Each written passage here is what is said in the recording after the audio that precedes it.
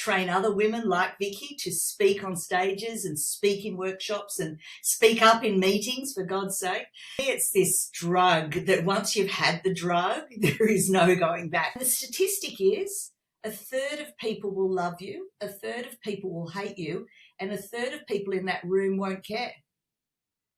And so you just get over yourself. And I've been doing therapeutic coaching within my business for clients all this time. And self-doubt just comes up as a main thing. And everyone's trying to eradicate it, get rid of it. Actually, no, self-doubt is such an important ally that we need to bring into our circle. If we had no self-doubt, we'd all be arrogant sons of and no one would like us anyway. So Katrena, welcome to Resilient Entrepreneurs Podcast, the podcast for women founders who are done with being humble and ready to be heard. Thank you so much for joining us today. Oh, it's my great delight. Thank you for having me. Well, we understand you're as obsessed with personal branding as we are, so we're looking forward to this great conversation on that, and I'm sure many other topics. We always start off with the same question, which is going to be, if I were to hand you a magic wand today, what change would you make in the world? I would have women stop saying that they're not confident. Because I think they waste a lot of time defining themselves as not confident on this and that. And when you break it all down, really, I'm not confident as a pianist because I don't believe I could become a professional pianist. I don't believe it adds any value to my life right now. And I haven't practiced enough to get good at it. So when you look at the structure of confidence, and so you stop defining yourself holistically as not confident, you just break it down for each thing. And when you look at the structure of it, do you believe you can? Do you have self-belief about that thing? Do you think it adds value? So self-value, self-worth, and self-assurance. Have you practiced it enough? And when you look at it from that point of view, you tend to realize that each and every issue can be broken down. I might be perceived as a confident woman overall, and that's great. I've done a lot of work to get to this confidence level, but a lot of women just let it stop them. And I really want a magic wand to say, stop it. It's the lies we tell ourselves, and it's unnecessary. And just to deal with each task, each bit, as whether you're confident about it or not, and whether you've practiced enough or not. Yes, such broad generalizations that we sweep over ourselves to put ourselves in a bucket or put a label on ourselves. I love your magic wand. That is fantastic. And imagine that if more women just stop telling themselves the story that they weren't confident, what becomes possible then? Everything. Yeah. The world would change.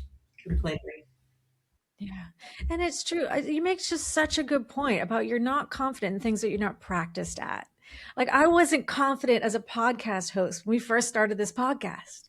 You did it anyway. But now I feel very differently, but it took the practice and putting in the time. So how do we think about it differently? But you're right. I think it is very common to say, I'm not confident, or I'm not a confident person, or, I'm shy. We put labels, we immediately label ourselves. So how about we lift them and then just take each piece separately. So what got you into this field and what got you passionate about this?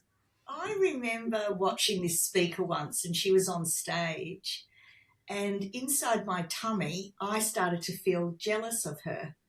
And I was like, oh, why am I jealous of her? And what I realized was you can actually use the green-eyed monster, the jealousy, for fuel, because what it's showing you is your heart's desire. And the way your heart's desire talks to you is through saying, I want that. And why is she up there? And why am I not there? And oh my God, I'm sure I can do that. So I just have to be honest. I felt jealous of her up there, and I don't know why, because I've seen lots of speakers, but I just resonated with her. And I think because she was probably showing me what I would become. My heart's desire was showing me what I would become, that type of speaker.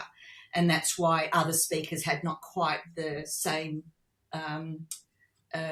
response from my gut. Anyway, so what I did about it was I went, okay, well, if you're jealous about it and you want to be up there, let's go and find out what you've got. So I went and this lady who I saw speak, she said, go and see this lady. She's a speaker trainer person. And she came, she put a camera up, she sent me to the back of the room and she said, just start talking about whatever the hell you want. Doesn't really matter. And I started to talk. I had to talk for like 5 minutes or something like that. And she recorded it. And my hands were moving and I was doing all the things. And at the end of it, it felt silent. She turned off the camera and she said, you're a natural. And I said, oh my God, but what about my hands moving? She said, don't let any speaker tell you to stop moving your body in whatever natural way you move.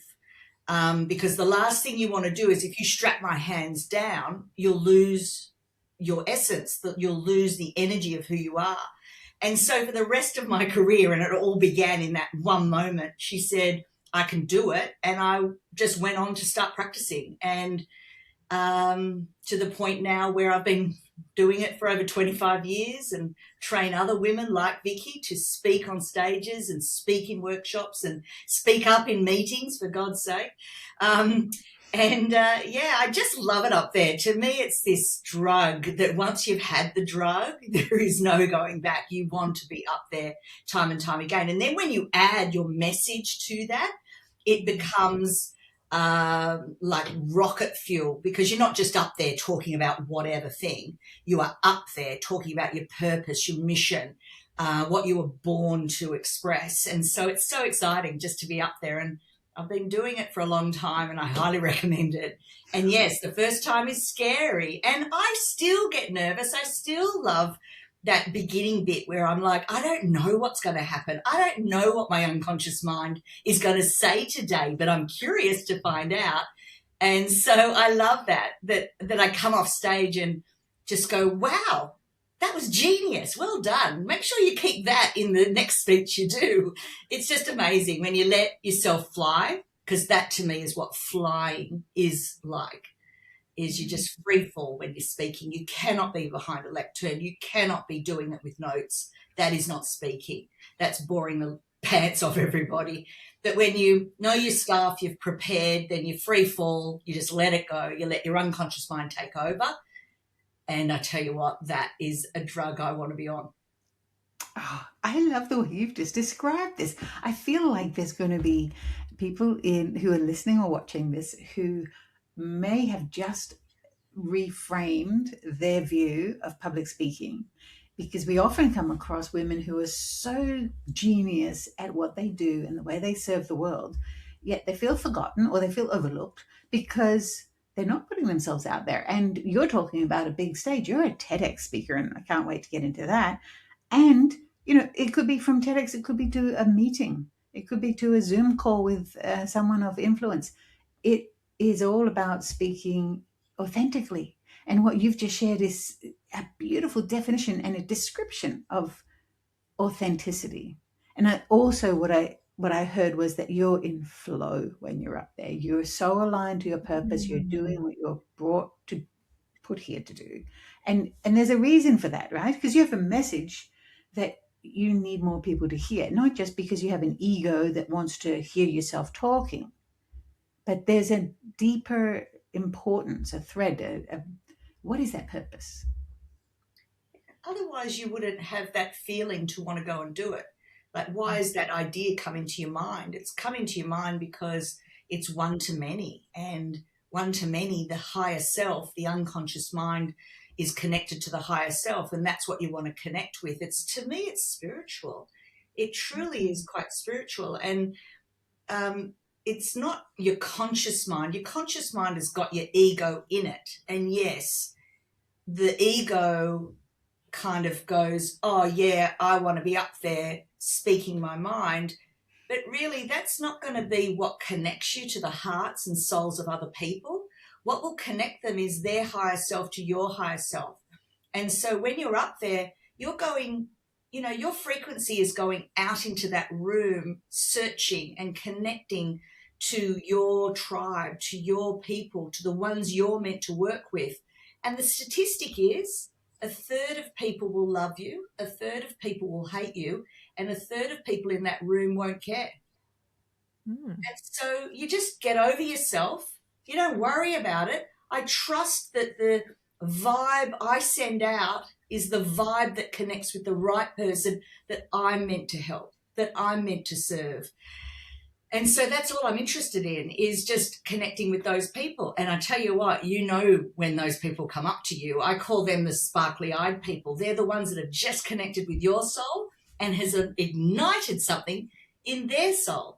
And then they come up to you and they go, oh, I don't even know why I was here. I wasn't going to come. I felt a bit sick this morning, but I was pushed along and I got here and now I know why I was here.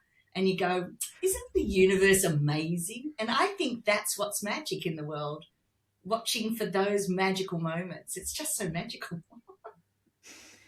I think finding one's purpose like this is so magical. I think that's incredible. Like, and brave for so many people. Is their biggest fear. What you were describing is their greatest fear. More people fear public speaking than I think anything else. Yeah, I'm so fascinated, like how you got started in this. I mean, you said, you had the person that inspired you, but then how did you like become a speaker yourself?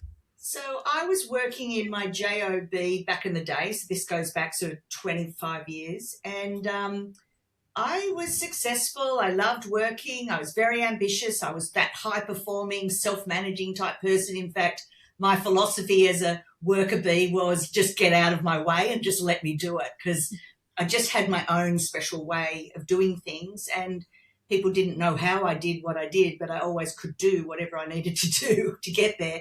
Anywho, I was there having a great old time. I was in events, big industry events, those big industry events at those big halls. That's the work I was doing. So I was loving it. And they were giving me all the difficult projects, all the broken projects, all the shit ones. And I loved it, really loved it. And then I saw an ad in the paper one day, and the paper used to be black and white, right? This ad, very first ad I'd ever seen, was in full colour and this fancy font. And I remember reading it and thinking, that's actually got my name on it. Like, it felt like, dear Katrena, please apply to this particular ad. This is magically in the paper just for you. That's how it felt. And so, of course, I took action immediately, got in contact with this guy. He said, yep, let's catch up in Sydney. We went to the restaurant, sat down straight away. When I saw him, I'm like, what? I wasn't into it really at all. But, you're there. What can I do? I have to press on and carry on. Sat down and it just got worse. The conversation got worse and worse. And I'd already done my NLP training. So I could tell he was manipulating me with unconscious language. And I'm thinking, what the hell is going on here? Next minute, he said, in the middle of dinner, he sat back and he pushed the plate away from himself, and he said, you're not right for us. And I'm like, oh. And what had happened is he had manipulated me enough to make me want to now want it. And so I pressed on. I convinced him I was right, which is exactly what he wanted me to do. We signed up. Oh, my God. We borrowed the $30,000 to the program. And while we're in the program, there's all these other people that have been ripped off too. We all start talking to each other, and we all realise, hang on a minute, have you seen anything? Like, where's the draft of the book? Where's the slides? Where's the program? Where's the trainer's guide? Where's the workbook? Nothing. There was nothing. And so I had a talk to him, and we all went and had a talk to him and said, look, this is ridiculous. What have you got here exactly? What have you sold us? What is the structure of what we're doing? Well, they were worried that we're all going to leave. And they came up the next day and they printed off, no joke, a 0.5 metre of paper. And when you looked through the paper, it was just all the PowerPoint slides they could print off from the internet. And I knew it because I'd seen those sort of PowerPoint slides where you can get them from. So I thought, oh, my God, here we go. So I went to my solicitor and I said, look, here's all the evidence. This is what I signed up to. This is what's wrong. I just want my money back. Oh, my God, how do we go to court? And he said to me, you know what, you'll win. The evidence is all there. Yes, you've been ripped off. He said, but let me ask you a question. Is there any chance that you've learnt a $30,000 lesson? And within that moment, it was like, boom. And I just felt my whole, at a cellular level, change. And I went, you know what? I have. And he goes, good. And because he said, you want 30,000, even if you won, you've spent 15,000 trying to get it. And then he just has to say he has no money and go on to a payment plan for $5 a week. And, you're just not going to see it. So I left it. Didn't waste any more time or money or energy, and I just got on with it. And that's when my career started, because I knew the lesson I had learnt was already inside of me. If this guy was doing it with nothing, I can definitely do it with what I've got already inside of me. And that's just been everything ever since. For 25 years, I've had it all inside of me all along. I've just been able to position it correctly, package it correctly, and price it correctly to make a living all this time, and now help other women do it. Wow, what a story.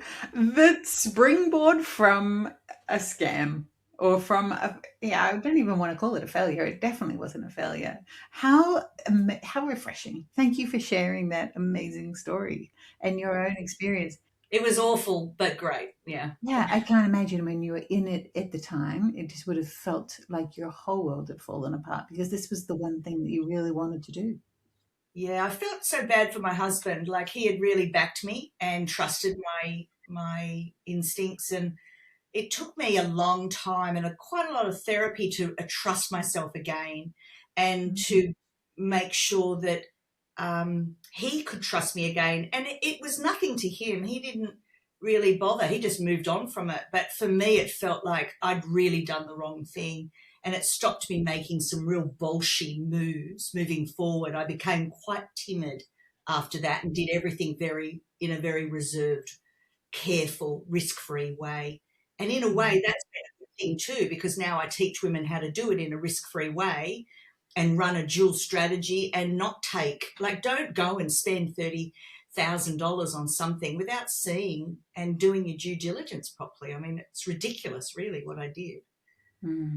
This it speaks to so many things, because we buy into things from emotion, right? Because we want the thing, and a good, or I'd say a bad salesperson will press on those pain points and say, we've got that magic answer, the silver bullet, so to speak. And a lot of people get sucked into that, whether it's an actual scam or whether it's just a poor grade, poor quality service. So, yeah, I mean, I think that's what gives sales that icky reputation, when really it's not. Selling, as we all know here in this room, is a way to serve people, is a way to share, a path to transformation, a path to help them achieve what they want in an orderly way. But it does have a reputation because of wonderful people like that. But I think, and also that you took it so personally. I had a prior experience about 20 years ago, also 25 years ago, where I started a business, and it just, I had to wrap it up after about 18 months. And I went into debt, and I was taking decals off my car because I'd done all the marketing, and I was so excited and all in on it, and you do take it personally. It was such a dark time. And I think this is just a conversation for others who maybe they're feeling the fear about starting their business because of that potential for feeling crap if it doesn't happen. But if you don't try, you don't know. And you and I both, Katrena, now have that very tangible experience in our whole body that says, hey, I know what not to do, and I know how to do things better. And I've learned so much from it that if it wasn't for that, you wouldn't be where you are today, would you? No, absolutely not. And business iterates. So what I started with and where I am now, the way I see it is, you start with a soup. And so it's this big pot of soup with all your crap inside of it, all your bits, all your bobs, all your things. And then over time, now that when I look back, what I'm selling now is a refined sauce. And so it's more refined, it's more specific, it's more simple. It's not this big soup anymore, and it's completely different. And that's the way business works. So what you start off with and where you end up every 5 years, it will iterate and change and evolve and refine and refine and refine and refine and refine. And you double down on what works. And then, if you can survive that first 5 years, you're in a different statistic than everybody else. Because most people give up just before it's about to kick off. And so there's just so much we all could say about just don't give up. There is something in it, but keep pivoting until something sticks right. And my job as a business mentor is to get you to that 5-year point in 90 days so that you don't waste a lot of that 5 years. 5 years in 90 days? Come on, let's go there. Build the whole thing. Because what happens is women will spend around $75,000 trying to work it all out and build it all out and pay all these people to do it all. And then they'll waste about 5 years. So my job is to save them 5 years and $75,000 and do all that hard yakka, which they're not technically able to do that in 90 days. Now you've got no excuse. You've got all your assets built. You've got your whole ecosystem ready to go. Now let's spend the rest of the 12-month program doing it, going out there, experiencing. And I dare say, learning about ourselves along the way. And learning about ourselves, exactly right. The good, the bad, and the ugly of that, and then just refining and practicing. That makes so much sense. It's true. We tend to get stuck in tinker holes and we're trying all the things and the shiny object syndrome and all this stuff. And then the imposter syndrome keeping us small and from taking the risks and being brave and sharing our stories and all the things we know, all the things we can get stuck in. And then you get to 5 years and you go, what am I doing? Why am I doing this? And we see it. We absolutely see it as well. And we love to prevent anyone from getting there. So it's about taking action, finding ways to get it faster is what I'm hearing you say. And that makes so much sense. Get what you need faster, get the branding done, right? Get out there, take action, start selling, start talking to people, get on stages, whatever that stage looks like for you. And that could be writing or, blogging or, whatever it is, social media, but raising one's own profile so that you're testing it in the market. And like you said, refining it till it comes to the right thing that is easy, that transforms people's lives, that you can sell easily, that has everything that it needs and just what it needs. Because often we think we need all the things, but all that does is overwhelm our lovely people who want to work with us. So how do you refine it down? I mean, Vicki and I have been through this. Like, we have absolutely been through this with our business. And we know exactly what you're saying is so true. So true. So it's good advice for anyone who's starting out right now is to move fast. Yeah. Success loves speed. Yeah. That's why we talked about I want to eradicate confidence issues. The next thing I would do is eradicate perfectionism disease, because they sit in perfectionism disease and never press go on the website, never press go on their brand, never press go on their logo, all the things that they're meant to press go on. And they just sit in this perfectionism disease thinking they're doing the right thing. And it's the absolute worst thing you could ever do is never actually launch. And you've got to press go on it all. And the beauty of the way the world is now is if you see an error on your website, you pop in and change it. It's done. It's fixed. Move on. Exactly. It's no big deal. With books these days, you load up a book, you publish on Amazon, you see an error, you make the amendment and you re-upload it. No big deal. How many people actually got the book? 5 people. Who cares? And that's one of my things is I say to people, who cares? A lot. Nobody's looking. Nobody cares. You're the only one sitting there going, oh, but this T needs to be an R. And it's like, oh, my God, who cares? Actually, the funny thing is now in the age of AI, mistakes make you seem more human. Yeah. And actually, I think people, like when they see mistakes, they're like, oh, okay, it was actually written by a human. It's going to change. It happened to me this morning. I received an email and there was a semicolon instead of an apostrophe. And I thought, oh, that was actually written, And then, of course, my mind was like, did the AI do that just to make it look more human? And it's the only one that knows how to spell, knows grammar, and knows what a semicolon is. I've been editing books for over 25 years, and I tell you what, most people are dyslexic. It's true. Vicki and I both come from backgrounds in journalism. So I worked for a newspaper and Vicki was in broadcast journalism. So we're both are like that perfectionist with the writing and all that. And it kind of makes me crazy that like M dashes are all of a sudden, vilified as I'm like, wait, that's anyway, we're going on a real side note there. Yeah. Don't get us started on grammar. We AI are all hate. the worst people. Yeah. But yeah, I just edit and I say to my clients, look, nobody really knows, unless you're an editor and unless you're really into this sort of stuff, no one's very good at that sort of thing. So don't worry, I'm not judging you. I'm just fixing it. And now with AI, my job has become just a little bit easier because, things are structured correctly and it just saves me a little bit of time so we can get on with it and work on other things. I'm not worried so much about the editing now because we've got tools to help us do that. Absolutely. So that's exactly right. Well, you can go even faster and move even quicker in business. Yeah.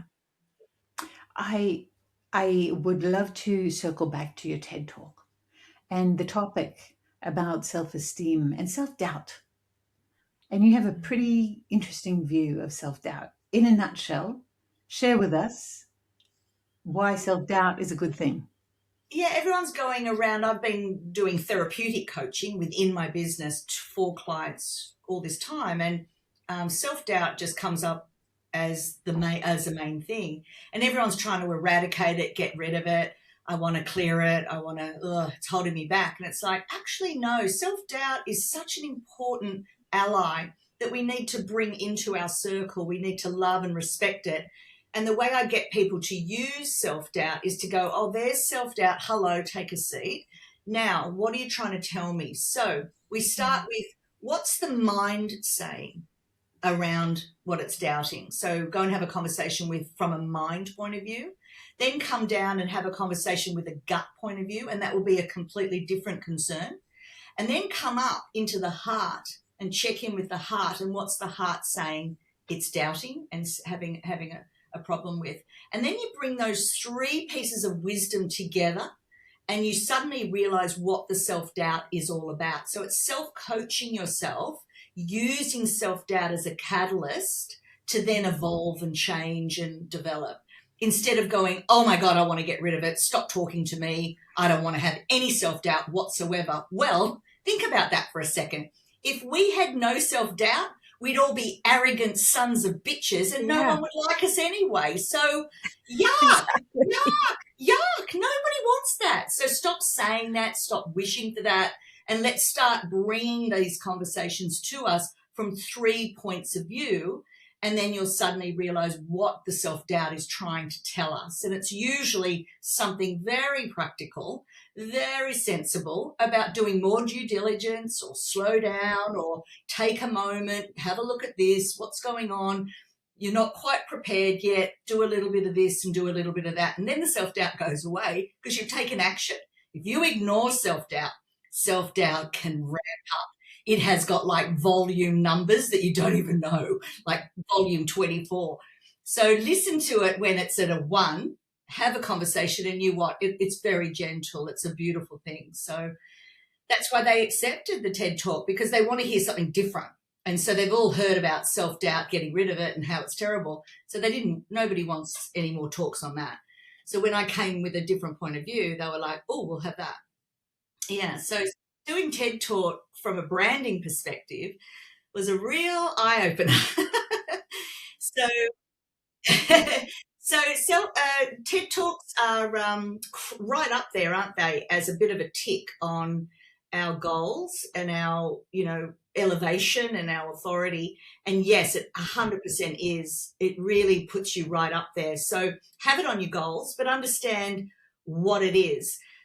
So when I went to do it, I thought, there's got to be a system. I want to learn the system of TED Talks so that then I can, once I do an experiment on myself, I then bring that into my own business and will be able to teach others how to do it. And so I went to an American company who specializes in it, and I bought their top program because their top program was a done for you model, which again, I'm a fan of. And what they did was they have a VA that scours the world and pitches you out to all the TED Talks. So a lot of the heavy lifting is already done. And that's the thing with TED Talks is you've got to be willing to travel. You can't just wait for your hometown one to pick you, because they might not, and you could be sitting there for 10 years, so don't. What I was willing to do was throw a little bit of money at it and buy a plane ticket and go to Houston. Now, that allowed me, their program was a guaranteed to give you a TED Talk, guaranteed. It just was a matter of where. And so I love the VA idea. I think it's just like a lot of VAs specialize in things. Their VA specialized in TED Talk pitches. And so you do up all your forms, you do up all your things, and then you pitch. And you've got to have all the assets ready. So that's the other thing that they worked on with me was the talk itself, all your video examples so they know what they're getting. Because that's the thing about TED Talks, and this is why it didn't suit me, is because I am not a memorizer. I am not somebody that says it the same way every time, verbatim. And what this did was put me in a box that my unconscious mind does not like. And so if you look at how I'm talking to you today and my energy, because I'm relaxed and I'm authentic and I'm me and I can say whatever I like, versus the TED Talk. The TED Talk is like a completely different person because it's not authentically me. It's me memorizing a speech and having to do it exactly the way I sent the script to them, and they are following along with the script. Oh, so you're giving us some insight here and how it actually works. To be prepared to be able to memorize. Now, me memorizing is not a skill that, one, I'm interested in, and two, that I've honed. So this took me to the edge of my comfort zone, took me way out of my comfort zone. I was stressed, and I was speaking about self-doubt, and guess what the whole experience was about? Self-doubt. And so it was wonderful. And I kept observing myself and witnessing myself in the highest self-doubt that I had ever had in my whole entire career, because it was the worst. It's an international stage. It's an incredible brand. I mean, I'm about to. So there it is. Everyone will now go and watch and see how bad am I actually. But you'll see. Oh, Carmen, it wasn't bad at all. And the message is solid. I definitely recognize what you're saying because you could tell that you had memorized it. Yeah. And understanding why now is such an insight for us, because I have never known that to be a prerequisite for TEDx. So thank you for sharing that. And I hope everybody watches it. First of all, you share eloquently your experience and also your opinion, your view, your approach to self-doubt. And it's a view that I think when more women take on this view of self-doubt, the more they'll free themselves from holding themselves back, particularly when we're in business. We like to say, Laura and I, that being in business for yourself is the greatest personal development journey you can choose to be on. And self-doubt is a huge chunk of that. So let's free ourselves up from it. Have a look at the TED Talk and you take on board some of what you've said there, Katrena. Yeah. And now you know that what's going on behind the scenes. So you'll be able to have another insight into that. But it was very uncomfortable for me. I did it. I'm glad I've done it. I've ticked that box. But I tell you what, I would never do it again. It is just not me. And now I can teach others how to do it. And in fact, I would highly recommend the course I've done. So if anyone's interested, they can come and ask me and I'll put them in touch with Caesar. He was amazing. They've just written a book, in fact, of their system. So at least get the book if you can't afford the whole course. And they've got, obviously the book, and then they've got the do it yourself, and then they've got the high end done for you. And I'm very glad I did the done for you because it just got me there in the quickest, most efficient way. And then I just had to climb the peak myself, and it was hard. Good on you. We got to do the hard thing sometimes. Come on. Yeah, How do it we was grow if really we don't hard. do the hard thing, right? Yeah. Yeah. But what you've also described is that you weren't aligned with your values. You know, you don't value doing a memorized rote thing. And this is what happens when we're not aligned with our values. We stop, we get stuck, the brakes go on, right? Because our whole body knows it's not aligned. So good on you. No, exactly right. And it's so hard to push on, but as a good Gen X, I pushed on and I did it anyway. I felt the fear and did it anyway. And that's one of my mantras I teach because, you know, the difficult things within building a business, all the personal development you will do, all the professional development you will do over the time. Business is incredible. You will face yourself every step of the way. And this was just one of So my true. moments where I had to face myself and go, Katrena, do you really want it then? Do you really want it? And that's what I say to my clients when they're floundering and they're saying, oh, it's so hard. And I'll go, well, nobody cares. So give up. That's fine. But you've got to ask yourself, do you really want it? And I really wanted to do a TED Talk, regardless of the price I had to pay. And I just feel a little sadness around it because I know what I am on stage, and that is not it. I have to live with that now for the rest of my life. But as you say, Vicki, it's just a subdued, very sensible version of Katrena. It's not the Katrena that I like to present, but it is what it is, and I can live with it. It's fine. Absolutely. It's a great win. So what's the solution then? Do you record yourself doing other keynote speeches and share those with future clients? Is that like a way to solve that for you going forward? I'm just thinking of advice for others so that they do always showcase their best selves. Yeah. So I hate social media, so I don't want to talk directly to social media. I'm not the best in that situation. So what I've found my workaround is I record everything, and then my VA breaks it up into 30 or 40 little video vignettes of all my genius moments, my wisdom. And that's fantastic for me. And I never check it. She schedules it and I don't look at it again because, again, I do not want to go into perfectionism disease. I'm not interested. I don't care. What I said is what I said and I stand by it. It was me. So let's not overlook at it. I don't check them. So I just record everything and send it out, and that's my social media stuff. And that's way better for me because I'm natural and I'm in the moment and I'm being interviewed and I'm on stage and I'm free falling and just enjoy that. That's what I want out there, not something that's too curated, too fancy pants, because that's not who I am. I'm down to earth. Call a spade a shovel. You're welcome to use the recording of this podcast when it comes out. And I will. Because I will. This is also what this is what we help women to understand is that when you do share an opinion and you do take a space in a room or on stage and it's recorded, then you repurpose it. It's not about reinventing the wheel or doing all the hard work and having to fill your day with doing that stuff. Just make it easy on yourself. Repurpose. Yeah.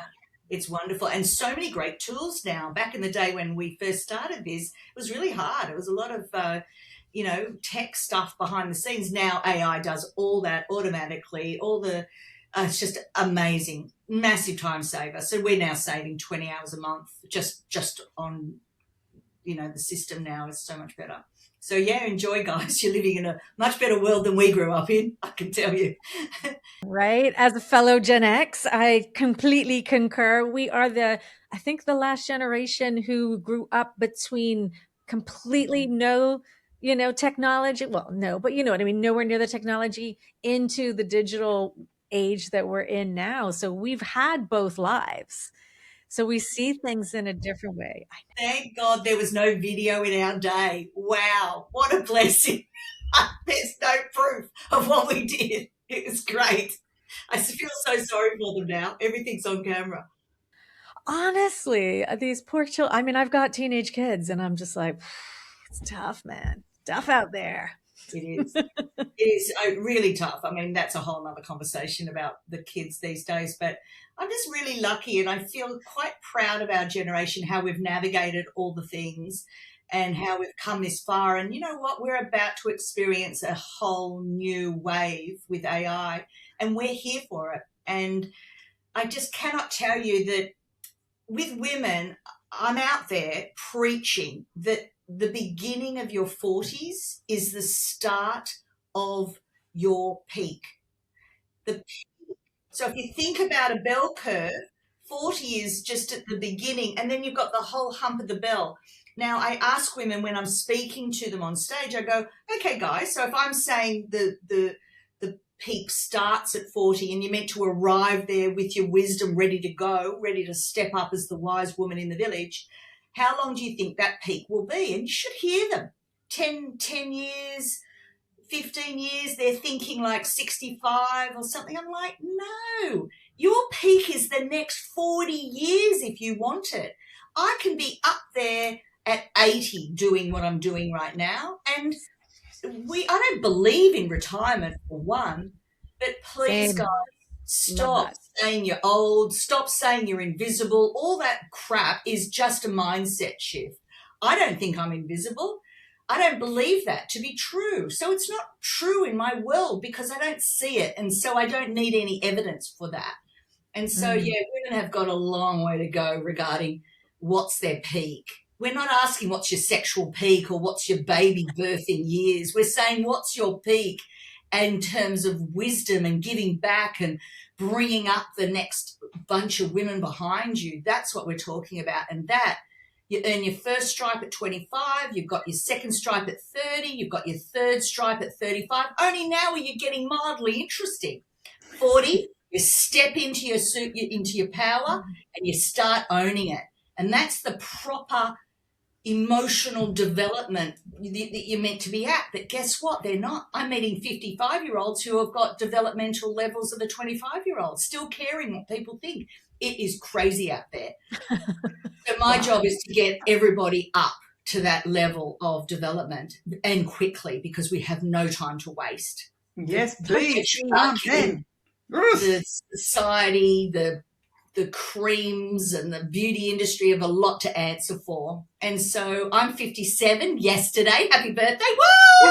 Happy birthday. And I tell everybody my age. I'm proud of my age. I'm excited for my age. And I have friends that are 20 and I have friends that are 70. And I'm teaching all of them in between. And it's all good. And please never say you're too old. Never say you're finished. Never say you're invisible, because really that might be true for you, but it ain't true for us. Yeah. Amen. Absolutely. It is. It's time to change the rhetoric. It is time to change the mindset. It is time for women, for us to step into our power, to use our voices, to share our stories, our experiences, all of these things, because when you step out into the limelight, you make it safer for others to follow. And we need to just see more of it and to use all that wisdom that you're talking about. There's so much wisdom in us that needs to come out. And so much of history has been very male dominated in what the research for health, from healthcare down to everything. And it's time for a change. It's time for more women to be in the limelight, to be standing on the stages, to be taking up more space, and to be using our voices. And I love that. I love this conversation so much. Thank you, Katrena. Oh my God, this is unbelievable. I want to see more women like you on stages and doing the things and feeling the fear and doing it anyway. I heard you say that, and I think that's so important to remember. We can feel the fear and do it anyway. Absolutely. No, it's just so important. And what I love about this era is about women now. We are seeing the erosion and the fall of the empire, and up comes the Empress next, and the feminine energy, and men are doing their work within the feminine energy. So don't think it's a male-female thing. It's the energy in me. What I teach women is that we have a feminine energy and a masculine energy, and business is actually a lot of masculine energy. and using that for light, not darkness. And then you've got inside of you, I've got the feminine energy, and I can show people the difference and when I'm using each one, because they both have their strengths and they both have their weaknesses. And so if you see a woman who has been all talk, no action, she is all feminine, not balanced with her masculine. So what I do in my therapeutic patches is balance the masculine and the feminine energy within the woman and give her access to her masculine energy, which is what you use when you go on stage. See how it's pushing out? It's speaking out. So speaking up and speaking out and speaking in general is all masculine energy. And if you don't have access to your masculine energy, you're not going to be able to do it. Yeah, right. So I am all about the masculine and the feminine energy. And when I work with men, sometimes they are all in their feminine energy and they don't have access to their masculine energy. So I can see it black and white whenever I look at somebody in the way they speak, the way they, shake my hand. I can just see it and feel it straight away what the imbalance is within them. And believe me, you need access to your masculine in a very big way when you go out into the world to educate them about your message. That makes sense. That makes sense. I love that. I love that. I feel like the balance is the key to what you're saying for both men and women. Yeah. Men need to lean into their feminine too and touch into their emotional side, their connection side, their relationship based side, right? Where women are always been strong at is building communities and building that relationships amongst ourselves. If men can bring into that too, I just feel like it builds a better society for all. Times in the ancient times, pagan times, the goddess, the feminine energy was revered, and once all that was stripped away and minimized, you can see the society we've created. And that is actually not the way it's meant to be. It's meant to be understanding what the feminine energy brings and understanding what the masculine energy brings, and we bring that together in union. And one of my clients is a specialist in divine duality, and so I've gone very deep on this as I've edited her book and worked with her for the last 4 years. But yeah, divine duality, if you think about it like that, bringing together the two sides to dance in divine duality together, that's where we make our world, and that's where we make our thing, and that's where we create from.